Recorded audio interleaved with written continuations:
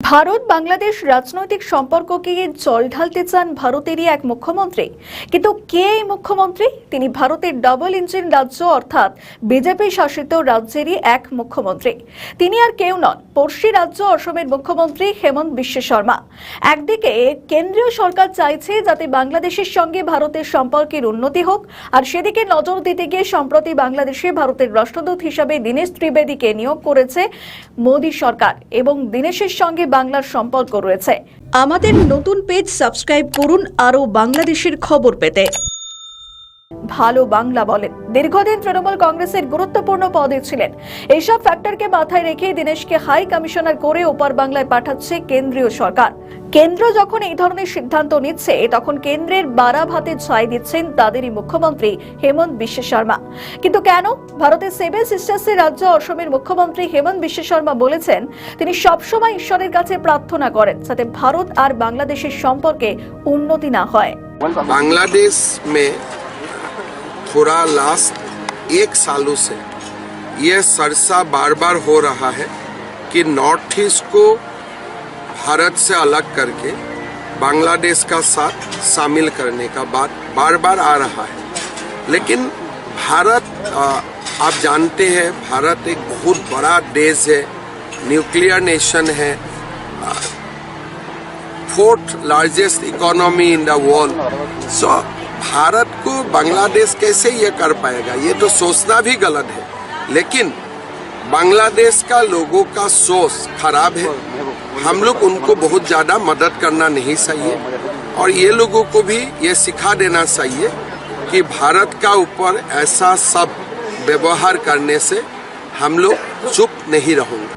ভারতের এক গণমাধ্যমকে দেওয়া সাক্ষাৎকারে হেমন্ত বলেন, আমি তো সকালে সবসময় ঈশ্বরের কাছে প্রার্থনা করি যে পরিস্থিতি ইউনুসের সময় ছিল সেটাই যেন থাকে, দুই দেশের সম্পর্কের উন্নতি যেন না হয়। আর ওই সাক্ষাৎকারে তিনি ভারত থেকে রাতে কিভাবে বাংলাদেশে পুশব্যাক করা হয় বিশ্ব শর্মা আরও বলেন, বিএসএফ কখনো যেখানে 20 থেকে 30 বা 40 দিন, কখনো 10 দিন মতো নিজেদের কাছে রেখে দেয় যাদের পুশব্যাক করা হবে তাদের, পরে যখন বিডিআর থাকে না সেখান থেকে ধাক্কা মেরে পাঠিয়ে দেয়। বাংলাদেশের সীমান্তরক্ষী বাহিনীর নাম এখন বিজেপি, কিন্তু আগের নাম বিডিআর নামে উল্লেখ করেছেন হেমন্ত। অন্ধকারের সুযোগে যে এভাবে পুশব্যাক করা হয় সেটাও তিনি জানিয়েছেন। অনুপ্রবেশকারীদের নিয়ে তার চড়া সোর। বাংলাদেশিরা ভালো করে জানেন কারা ওপার বাংলা থেকে চোরা পথে ঢুকছেন। তেমনই অসমের মানুষরাও বাংলাদেশিদের খুব সহজেই চিহ্নিত করতে পারেন।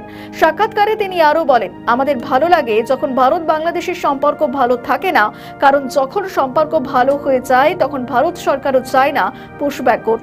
তাই অসমের মানুষের ভালো লাগে যখন ভারত আর বাংলাদেশের মধ্যে তিক্ত সম্পর্ক থাকে। ভারত আর বাংলাদেশের যখন মৈত্রী হয়, বিএসএফ আর বিডিআর যখন হ্যান্ডশেক শুরু করে, তখন তো অসমের জন্য বিপজ্জনক হয়ে যায়। আর তার কথায় যখন সম্পর্ক বন্ধুত্বপূর্ণ হয়ে যায় তখন সবকিছুই ঢিলে ঢালা হয়ে যায়। তাই আমরা তো সব সময় ঈশ্বরের কাছে প্রার্থনা করি যাতে ভারত আর বাংলাদেশের সম্পর্ক না শোধরায়। তখন বিএসএফ এর কড়া প্রহরা থাকে, বন্দুক নিয়ে থাকে, সেনাও চলে আসে, আর তখন কেউ অনুপ্রবেশ করতে পারে না। স্বভাবতই একজন মুখ্যমন্ত্রী এমন বক্তব্যের পরপর চর্চা শুরু হয়ে গিয়েছে। ইউনুসের আমলে বাংলাদেশ ভারত সম্পর্ক আদায় কাজ কলাই ছিল, সেখানে থেকে এখন দুই দেশের সম্পর্ককে ধাপে ধাপে জোড়া লাগাতে চাইছে ভারত। বিএনপি সরকারের সমর্থন, মোদীর চিঠি এসবের ইঙ্গিত দিচ্ছে। বাংলাদেশি অনুপ্রবেশকারী ও পুশব্যাক এই দুটি বিষয় নিয়ে আগেও বিস্তর জলখোলা হয়েছে। সোনালী খাতুনকে বাংলাদেশে পুশব্যাকের ঘটনায় রাজ্য জাতীয় রাজনীতিতে শোরগোল পড়েছিল, আর সেখানে অসমের মুখ্যমন্ত্রীর এই মন্তব্য কি আগুনে ঘি ঢেলে দিল? আমাদের নতুন পেজ সাবস্ক্রাইব করুন আরও বাংলাদেশের খবর পেতে।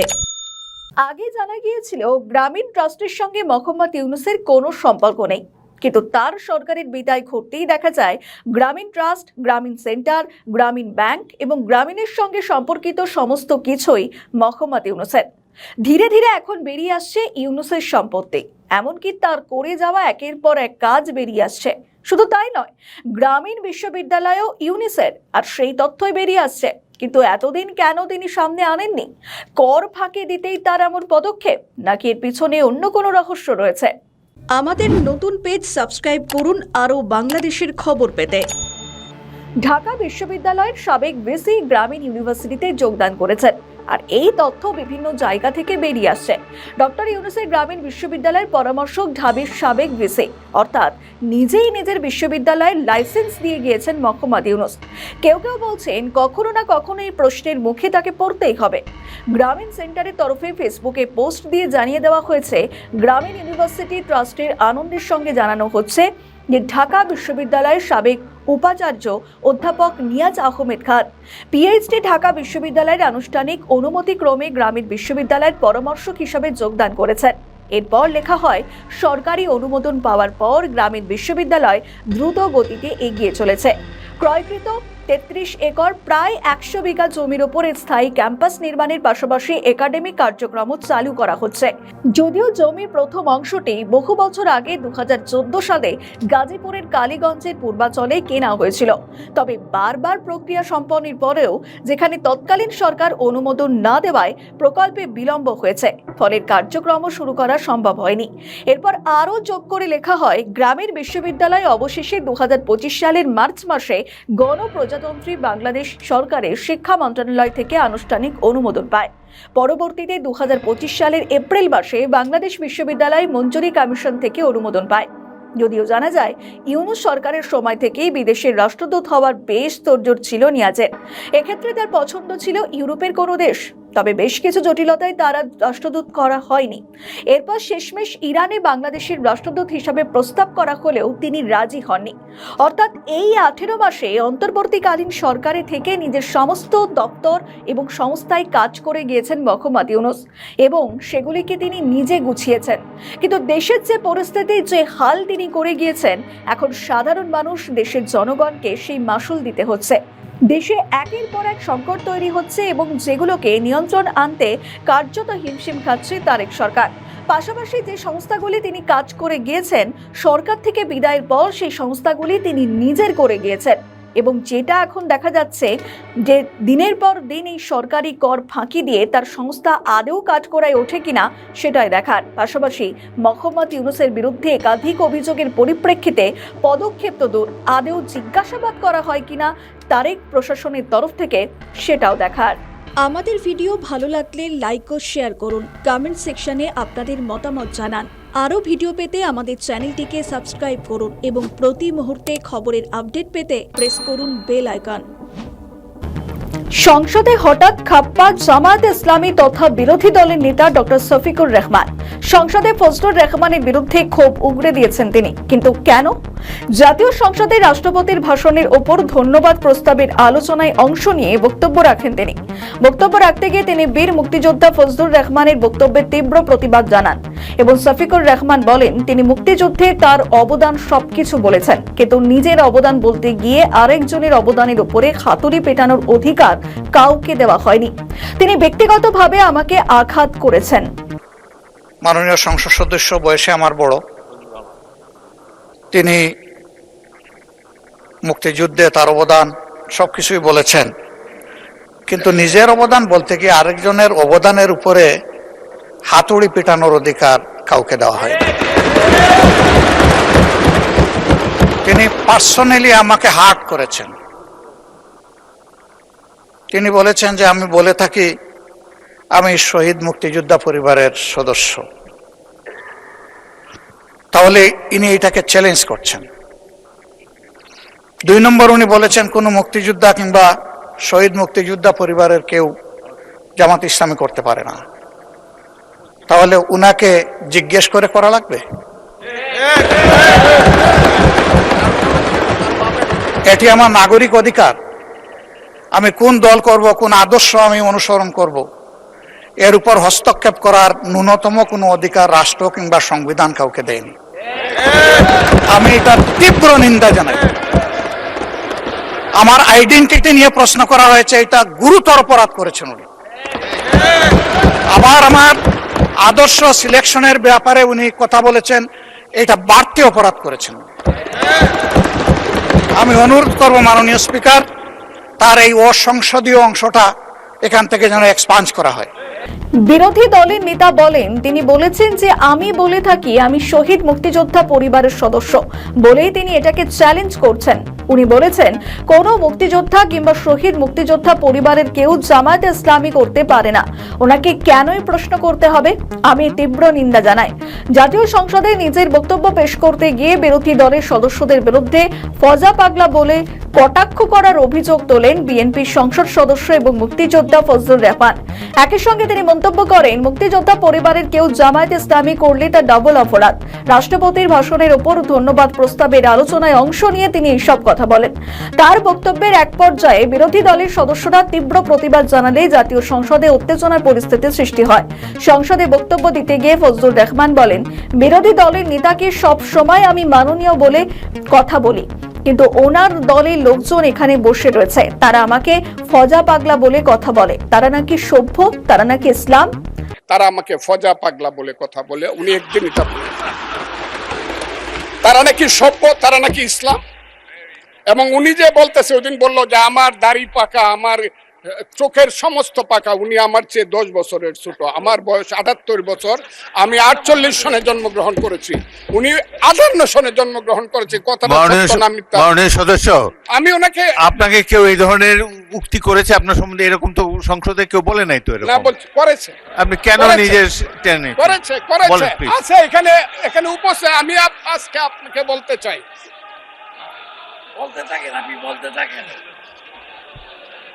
আচ্ছা, আমি যে কথাটা বলতে চেয়েছিলাম, বিরোধী দলের নেতা বলেছেন উনি মুক্তিযোদ্ধা পরিবারের লোক এবং উনি শহীদ পরিবারের লোক এবং উনি জামাত ইসলাম করেন, এটা ডাবল অপরাধ।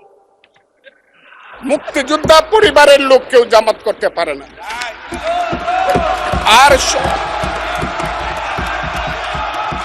এই মন্তব্যের সঙ্গে সঙ্গে বিরোধী দলের সদস্যরা দাঁড়িয়ে প্রতিবাদ শুরু করেন। সংসদ কক্ষে হইচই শুরু হলে স্পিকার সদস্যদের শান্ত থাকার আহ্বান জানান এবং বলেন, মাননীয় সদস্যবৃন্দ, ওনাকে বলতে দেন, সংসদের শৃঙ্খলা রক্ষা করুন। ফজলুর রহমান বলেন, আমি কিন্তু ওনাদের খারাপ কিছু বলিনি। স্পিকার আবারও বলেন, বসেন। মাননীয় সদস্য ফজলুর রহমান, আপনি একটু অপেক্ষা করুন, আমি বলছি, প্লিজ সিট ডাউন। প্রতিবাদী সদস্যদের আচরণের দিকে ইঙ্গিত করে ফজলুর রহমান বলেন, তারা কি ধরনের আচরণ করছেন? স্পিকার সবাইকে শান্ত হওয়ার অনুরোধ জানিয়ে বলেন, মাননীয় সদস্যবৃন্দ, একটু মনোযোগ দিয়ে আমার কথাটি শোনার চেষ্টা করুন। মাননীয় সদস্য গাজী ইসলাম বসুন। মাননীয় সদস্য ফজলুর রহমান, একটু ওয়েট করুন, একটু অপেক্ষা করুন। তখন ফজলুর রহমান পাল্টা অভিযোগ করে বলেন, আমাদের নেতা জিয়াউর রহমানকে পেলে এরা হত্যা করত, যেখানে 16ই ডিসেম্বরের আগে। সব মিলিয়ে ফজলুর রহমান এবং শফিকুর রহমানের পরস্পরের বক্তব্যকে ঘিরে সংসদের দরজা সরগরম। একসময় মুখ খুলে ইউনূস সরকার ঘোষণা করেছিল বাংলাদেশে কোনো জঙ্গি নেই, আছে কেবল ছিঁচকে চোরেরা। কিন্তু সত্যিটা বেমালুম চেপে গিয়েছিলেন তিনি। সম্প্রতি পদ্মাপাড়ে সক্রিয় হচ্ছে টিটিপি বা তেহরিকে তালিবানের মতো শক্তিশালী জঙ্গিরা। তারা নাকি নিয়মিত বাংলাদেশের বিমান বাহিনীর সঙ্গে যোগাযোগ রাখছিল, বাংলাদেশের বিভিন্ন জায়গায় তাদের আড্ডাও তৈরি করেছিল। তাহলে ইউনূস সরকার কি বলেছিলেন? তার কথা তো মিথ্যে প্রমাণ হয়ে গিয়েছে। তার জামানাতেই বাংলাদেশের জেল থেকে ছেড়ে দেওয়া হয়েছিল একের পর এক জঙ্গিকে। সংখ্যাটা 700-রও বেশি। এমনকি সর্বোচ্চ সাজাপ্রাপ্ত জঙ্গিদেরও ছেড়ে দেওয়া হয়েছিল। এইসব কুখ্যাত জঙ্গিরাই এখন তারেক রহমানের বুকের উপর চেপে বসেছে। অর্থাৎ ইউনূস সরকার দুধকলা যে কালসাপ পুষেছিল, তারাই এখন ফনা তুলছে। একে তো বাংলাদেশের বিএনপির আমলে দেউলিয়া হওয়ার পথে। জ্বালানি নেই, বিদ্যুৎ নেই, চিকিৎসা পরিষেবা নেই। অর্থনৈতিকভাবে কার্যত নিঃস্ব একটা সরকার আমেরিকার কাছ থেকে বোয়িং বিমান কিনছে। টাকাকে যোগাবে এই অত্যাধুনিক বিমান কেনার। দেশে যখন এই অবস্থা, তখন তারেক রহমান সমস্ত দোষ চাপিয়ে দিচ্ছেন জঙ্গিদের দিকে। সম্প্রতি দেশের সমস্ত সরকারি ক্ষেত্রে জারি করা হয়েছে রেড অ্যালার্ট। কিন্তু বিএনপি সরকারের মন্ত্রী কি বলছেন? বাংলাদেশের স্বরাষ্ট্রমন্ত্রী সালাউদ্দিন আহমেদ জানান, এই মুহূর্তে বাংলাদেশে জঙ্গিবাদের কোনো অস্তিত্ব নেই। তিনি বলেন, বিগত ফ্যাসিবাদী সরকার রাজনৈতিক স্বার্থ হাসিলে এই শব্দটিকে হাতিয়ার হিসেবে ব্যবহার করেছিল। মন্ত্রী বাংলাদেশ কোস্টগার্ডের 31তম প্রতিষ্ঠা বার্ষিকী উপলক্ষে আয়োজিত অনুষ্ঠান শেষে সাংবাদিক বৈঠকে এই দাবি করেন। স্বরাষ্ট্রমন্ত্রী আরও বলেন যে দেশের উপকূলীয় ও নদীমাতৃক অঞ্চলে নিরাপত্তা নিশ্চিত করতে বাংলাদেশ কোস্টগার্ডের জনবল 5000 থেকে বাড়িয়ে 10,000-এ উন্নত করার সিদ্ধান্ত নেওয়া হয়েছে। আমাদের দেশে এরকম কোনো তৎপরতা নেই। কিছু এক্সট্রিমিস্ট গ্রুপ থাকে, পৃথিবীর সব দেশেই এরকম অ্যাক্টিভ থাকে, রেডিক্যাল কিছু ফোর্স থাকে, ফান্ডামেন্টাল কিছু পলিটিক্যাল পার্টি থাকে। আগে সেই শব্দটা উচ্চারিত হতো ফেসিবাদী আমলের সময়, তারা নিজস্ব রাজনৈতিক ফায়দা হাসিলের জন্য এগুলোকে হাতিয়ার হিসাবে তারা ব্যবহার করত। বর্তমানে বাংলাদেশে সেগুলোর এক্সিস্টেন্স নেই। দেশের মন্ত্রীর মুখে যখন একথা, তখন প্রধানমন্ত্রীর তথ্য সম্প্রচার উপদেষ্টা ডাক্তার জাহেদুর রহমান বলেছেন উল্টো কথা। সম্প্রতি তিনি জানিয়েছেন দেশে জঙ্গি রয়েছে, কিন্তু জঙ্গি তৎপরতা শূন্যের কোঠায় নামিয়ে আনার চেষ্টা করছে সরকার। আচ্ছা, প্রথম কথা হচ্ছে সরকারের কাছে কতগুলি তথ্য আছে এটা বলা যাবে না, এটা একটা সেনসিটিভ তথ্য। এই তথ্যটা তথ্য সরকার জানিয়েছে, এটা ফ্যাক্ট। বাংলাদেশে জঙ্গি আছে, দুটো এক্সট্রিম আছে। দুটো এক্সট্রিমের কথা বলি। আগের সরকারের সময়, মানে তার আগের সরকারের সময় জঙ্গি সমস্যাকে স্কেলে দেখানো হয়েছে, এটা তাদের ক্ষমতা থাকার একটা ন্যারেটিভ হিসেবে তারা ব্যবহার করেছিলেন যে বাংলাদেশে জঙ্গি আছে, জঙ্গিরা সব দখল করবে, সুতরাং আমি নির্বাচন করলাম কিনা দেখার দরকার নেই, আমাকে ক্ষমতায় রাখো। That was a narrative. এটা এক্সাজারেটেড হয়েছিল ওই সরকারের সময়। পরবর্তীতে যে সরকারের সময় ইন্টারভিউর সময় এই আলাপকে করার চেষ্টা করেছেন যে বাংলাদেশে কোনো জঙ্গি নেই, এটা আরেকটা এটাও ভুল কথা। বাংলাদেশে একটা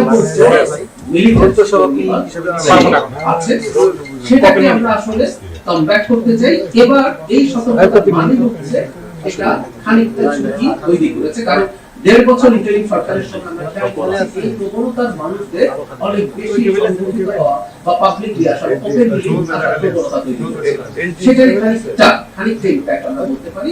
এই সরকার এগুলো কমব্যাক করবে। জনগণকে এটুকু বলতে চাই, এই ঝুঁকি এমন না যে এটার জন্য ভয় পেতে হবে, কিন্তু সেই পুরোনো কথা, আমরা যদি কোনো একটা সংকটকে বা ডিজিজকে স্বীকার না করি, এটা চিকিৎসা হবে। সো ইটস দেয়ার, আমরা এটাকে একেবারে শূন্যের কোঠায় নামিয়ে দিয়েছি। তবে সত্যিটা কি? একজন তো বলছেন দেশে জঙ্গি নেই, আরেকজন বলছেন জঙ্গিরা রয়েছে। সম্প্রতি বাংলাদেশের সমস্ত বিমানবন্দরে রেড অ্যালার্ট জারি করা হয়েছিল। জঙ্গি যদি নাই থাকবে তাহলে কেন এই সতর্কতা? পুলিশের সদর দপ্তরেও জারি করা হয় সতর্কতা। একদিকে তারেক রহমান জঙ্গি তৎপরতা রুখতে নাগাড়ে পদক্ষেপ করছেন, অন্যদিকে তারই মন্ত্রী দিব্যি বলেছেন যে বাংলাদেশে কোনো জঙ্গি নেই। এ তো ডান হাত জানে না বাঁ হাত কি করছে, এইরকম বিষয়। রাজনীতির কারবারিদের মতে আসলে তারেকের মন্ত্রীরা জানেনই না যে ধীরে ধীরে ইউনূস সরকারের লালু ভুলু জঙ্গিরা কতখানি মাথা তুলেছে, অথবা জেনেও না জানার ভান করছেন তার মন্ত্রী। নয়তো কি করে সুদূর পাকিস্তানে বসে কিভাবে বায়ুসেনার সঙ্গে যোগাযোগ করতে পারে তেহরিকে তালিবান? যাদের জেল থেকে জামাই আদর করে ছেড়ে দেওয়া হয়েছিল তাদের কেন ধরতে পারছে না প্রশাসন? এটাই কি তাহলে তারেক রহমানের সরকারের পতনের শুরু? উত্তর দেবে সময়।